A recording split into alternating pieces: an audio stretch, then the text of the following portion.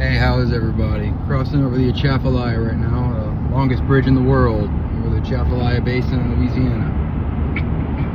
And I just want to share a word with you guys. Wow, look at that sky. Isn't that beautiful?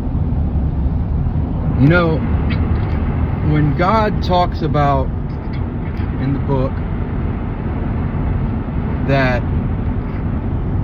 you must build your foundation on rock and not sand.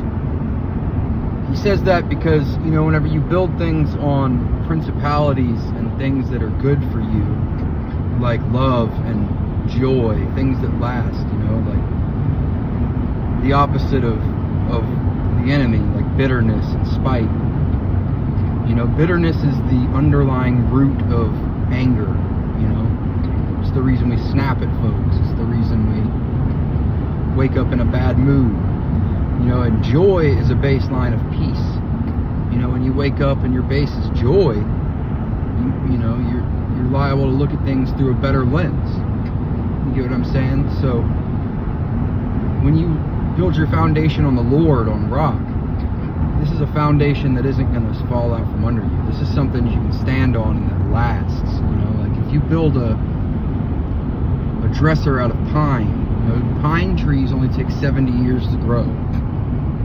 And if you build a dresser out of pine, it's not going to last you maybe one generation. But if you build a dresser out of oak, it takes 300 years to grow and mature, you know. It's going to last generations. Your children's children could have it as long as you take care of it, right? And when you build your foundation on the Lord and rock, you can stand on it, and it lasts you forever.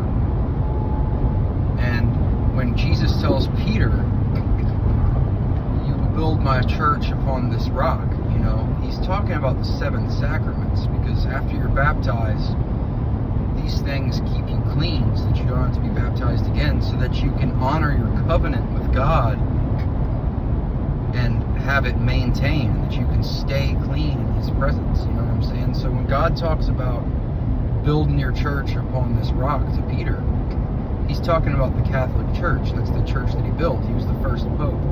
And the Catholic Church practiced these sacraments. You see what I'm trying to get at? And these sacraments were made to keep us clean after baptism, after we join a covenant with God, that we can maintain it and be in His presence. You know, so if you think about it, Catholicism was a direct order of Christ. This isn't just something I'm saying pro-church, pro-this. I'm saying pro-Jesus and pro-sacraments. These things were made for us as gifts to be with God.